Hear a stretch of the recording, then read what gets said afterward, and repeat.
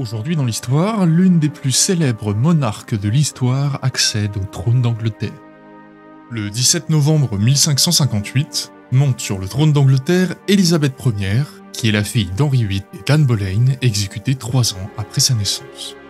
Édouard VI, roi jusqu'en 1553, l'a fait dans un premier temps écarter du trône en faveur de Jeanne Grey. Mais cette dernière reste sur le trône 9 jours avant d'être exécutée, puis remplacée par la très catholique Marie Tudor, surnommée Bloody Mary par les protestants.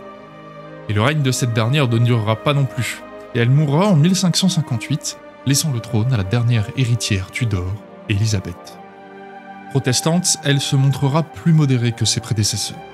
C'est elle qui instaure l'église protestante anglaise comme seule religion, et déclare que le monarque anglais en sera le gouverneur. Et, si elle mène une politique dure envers les catholiques après son excommunication en 1570, elle saura se montrer relativement tolérante tout au long de son règne sur le plan religieux. Son règne sera associé à un épanouissement culturel, notamment au niveau du théâtre avec les célèbres William Shakespeare et Christopher Marlowe, mais également associé au développement des colonies anglaises du Nouveau Monde, ainsi qu'à des prouesses maritimes d'aventuriers comme Francis Drake. Sur le plan militaire, son règne est marqué par la guerre anglo-espagnole qui vit la défaite de l'Invincible Armada en 1588, ainsi que plusieurs incursions dans les Pays-Bas sans grand succès.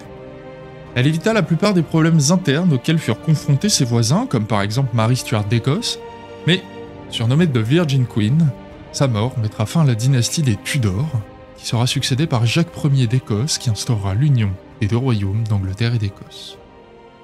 À demain pour un autre événement historique.